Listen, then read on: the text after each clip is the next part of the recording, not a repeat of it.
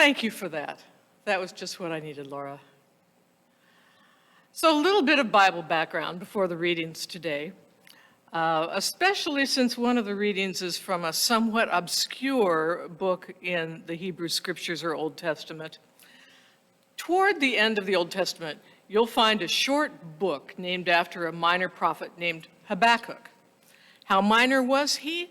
The great Harvard preacher Peter Gomes preached and then published a Thanksgiving sermon on the passage that we're going to hear today. Both he and his editor spelled Habakkuk wrong from beginning to end. He may have been a minor prophet. All that really means is that his book is short. He addressed major concerns.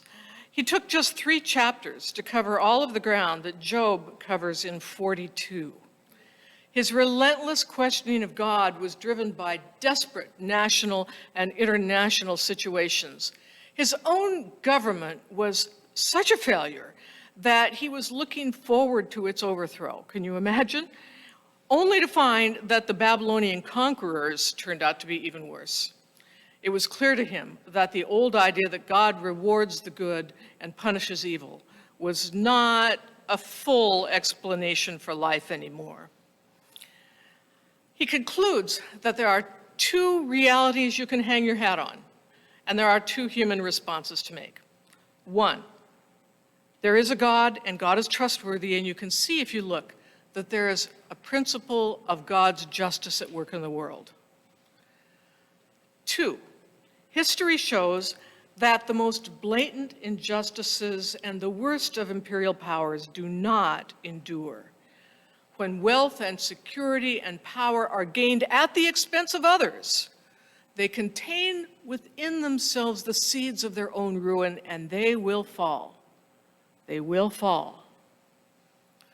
So what are we to do? Habakkuk says 2 things. The just shall live by faith. And by faith, he doesn't mean intellectual belief, but the putting one foot in front of the other, acting and doing in firmness and steadfast endurance. Those who live this way, he says, will have eyes and hearts open to see God at work in the world all around us. Second, he says, the faithful shall live with joy. Not a joy that depends on our external circumstances, but joy implanted by God deep within our souls. Joy even when our barns are empty and our bank accounts are too. Joy, as UCC minister Peter Sautel once said, that does not evaporate in the face of poverty, suffering, exploitation, or even destruction. Joy that gives us grounding and strength to address these wrongs and more. The faithful shall live with joy. Now, the stories of Jesus' birth in Matthew and Luke, even in John, are shot through with joy. When Mary first gets the news, she travels to see her cousin, and she bursts into song, "My spirit rejoices in God, my Savior." The angels bring good news of joy to the shepherds in all the world, and it's news of great joy. The Greek is megalon charon, mega joy for all people. And then there's the Magi JJ was just talking about, and the children are learning about even now. What do they do when they spy the star over Bethlehem? The singular word joy cannot express their feelings, so we hear the word twice. They rejoiced exceedingly with great joy. Then they spied the child and fell down and worshiped. There's a lot of rejoicing going on here. Now, a caveat, a warning, an apology. I am not speaking to those who are suffering from clinical depression, and I do not want to belittle the necessity of lament and resistance in these times. But I also want to talk about the deep joy that lies within most of us. Maybe I can even say all of us, I don't know. But that's what we're going to talk about today, and we're going to base it on these 2 readings. So let's turn to joy. JJ? A reading from the prophet Habakkuk. Though the fig tree does not blossom and no fruit is on the vines, though the produce of the olive fails and the fields yield no food, though the flock is cut off from the fold and there is no herd in the stalls, yet I will rejoice in the Lord, and I will exult in the God of my salvation. God, the Lord, is my strength. He makes my feet like the feet of a deer and makes me tread upon the heights. To the leader with stringed instruments. And now a reading from the Gospel of Matthew. In the time of King Herod, after Jesus was born in Bethlehem of Judea, wise men from the east came to Jerusalem, asking, "Where is the child who has been born King of the Jews? For we observed his star at its rising and have come to pay him homage." When King Herod heard this, he was frightened, and all Jerusalem with him. And calling together all the chief priests and scribes of the people, he inquired of them where the Messiah was to be born.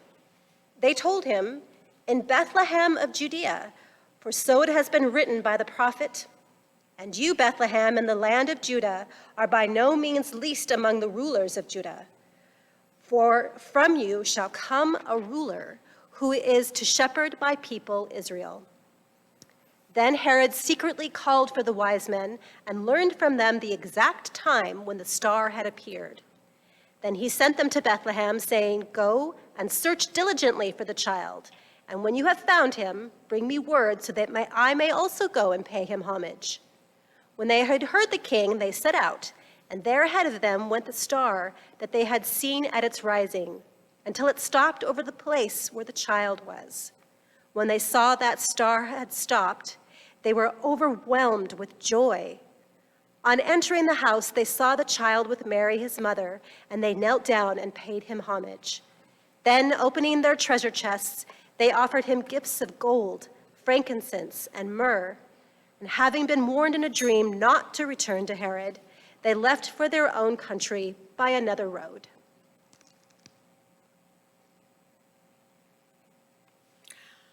Let's pray.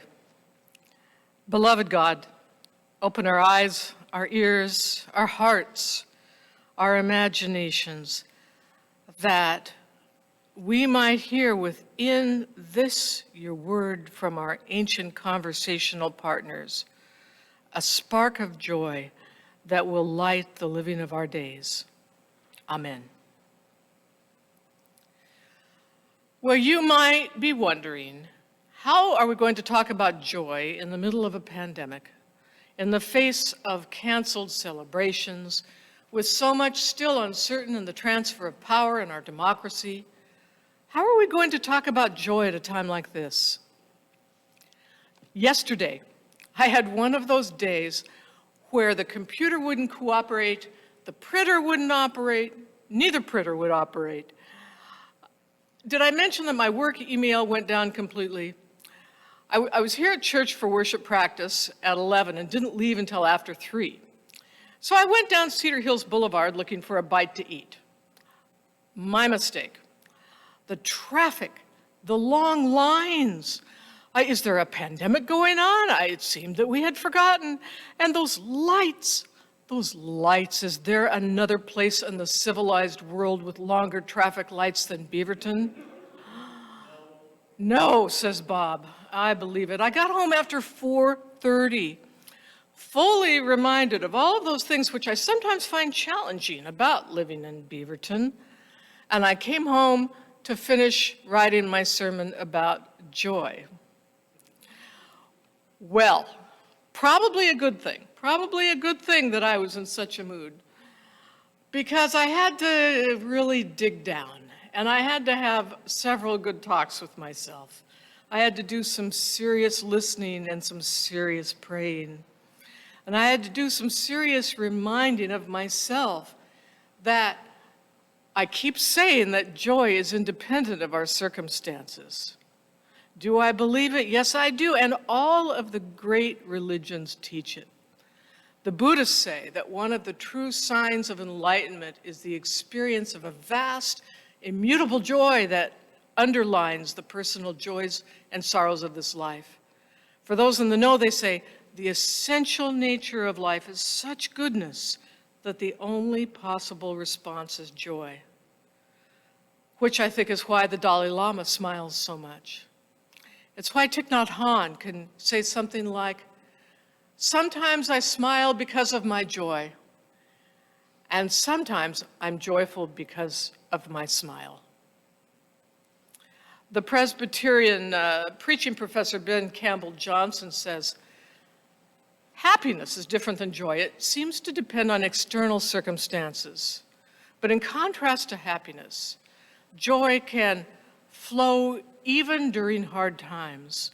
Even in difficult, trying circumstances, joy can overflow to nurture us and sustain us and give us hope."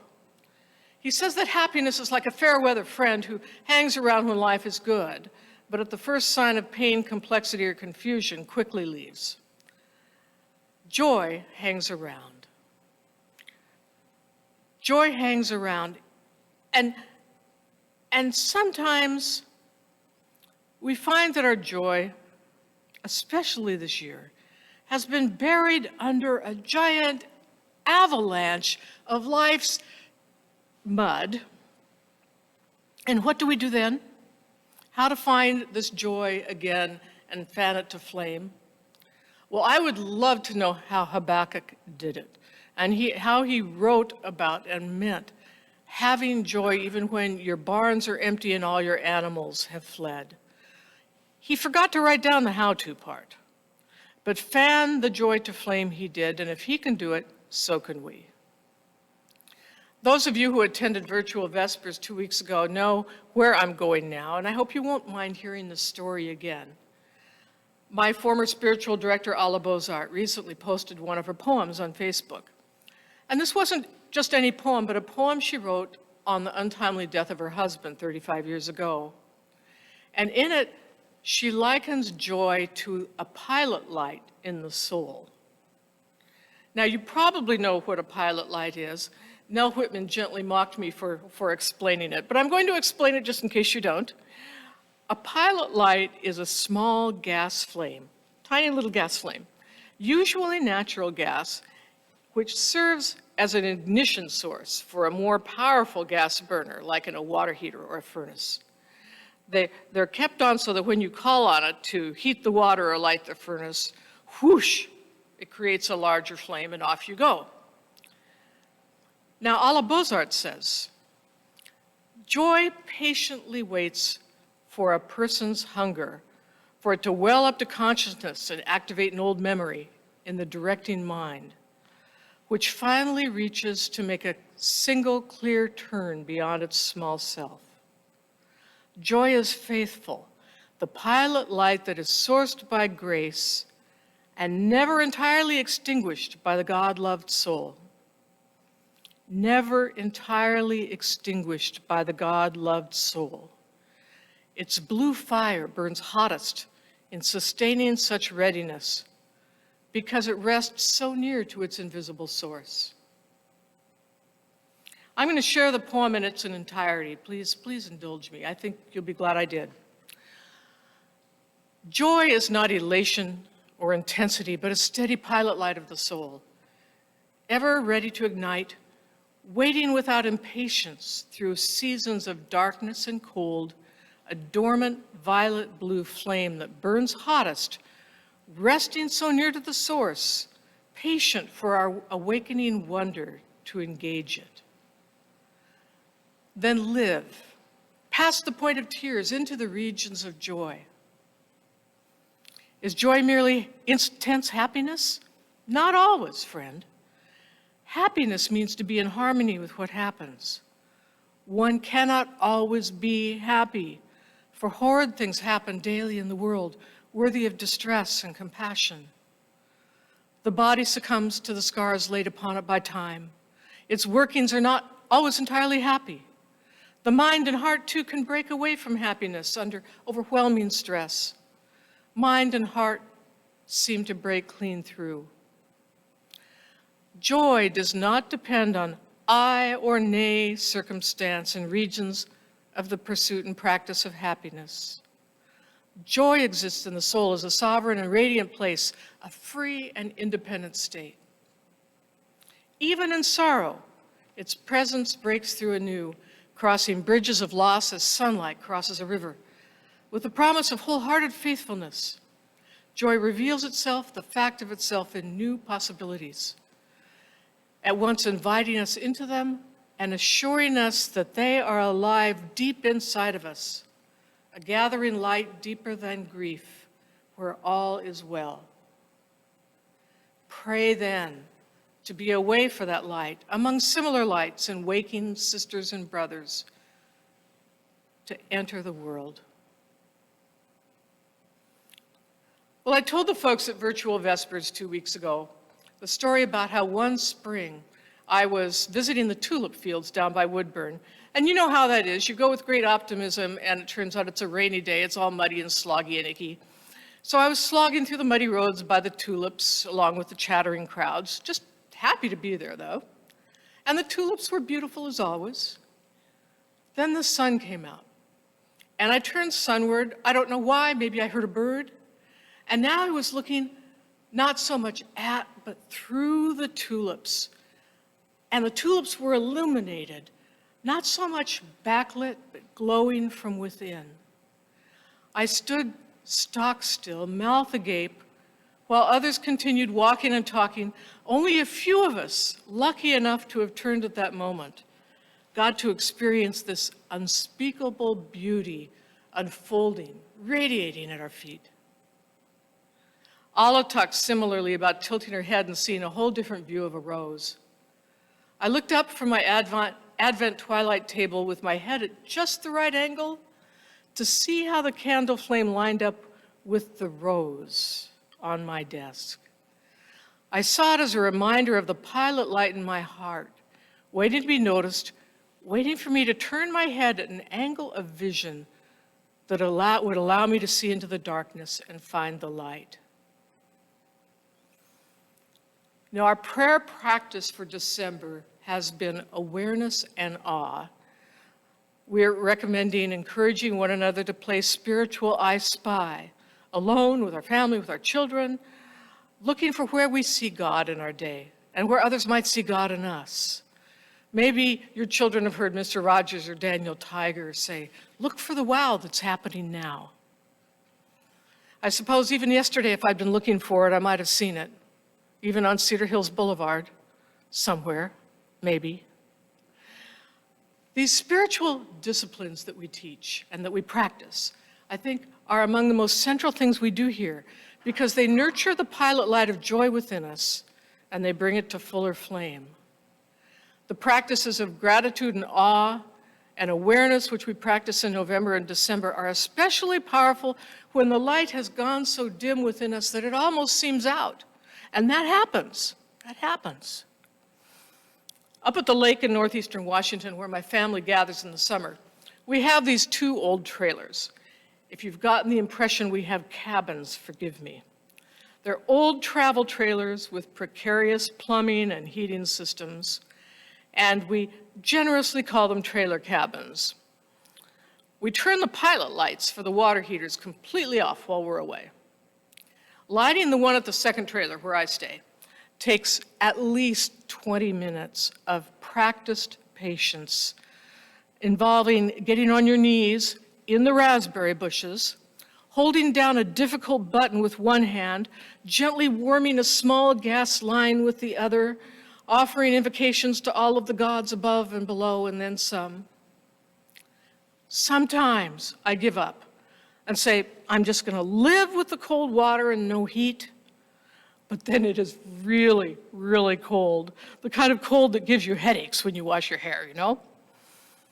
So sometimes I'll try to live with that cold, but then I complain. And I think, well, there's a metaphor for the spiritual life, isn't there? So often I have people say to me, well, say what you want, but I never experienced God. And then I'll politely ask, well, tell me about your spiritual practice. Do you pray? Do you meditate? Oh, they say, I don't do that stuff. Why should I? I never experienced God. That's like me saying the water is so cold this morning when I've decided not to turn the pilot light on. All right, I know. Christmas is going to be different at best, difficult in all kinds of ways. For some, it's going to be deeply painful this year. For some, it's going to be very lonely. But you are not alone. You are not alone. Start here. Ask yourself 2 questions. Where did I see God today? Where did someone get to see God in me today? If you know it, dredge up that old Sunday school song, you know, the one that says, I've got the joy, joy, joy, joy down in my heart, and to complete your joy today, I will not sing it. Find a carol that mentions joy. Make it your sung meditation. Turn it into your Christmas spiritual earworm. And remember, joy does not depend on good or bad circumstance. Joy exists in the soul as a sovereign and radiant place, a free and independent state. Even in sorrow, its presence breaks through anew, crossing bridges of light, of loss as sunlight crosses a river. Joy reveals itself, the fact of itself, in new possibilities, inviting us into them and assuring us that they are alive deep within us, a gathering light deeper than grief, a pilot light in the soul where all is well. So pray then to be a way for that light among similar lights and waking brothers and sisters to enter the world.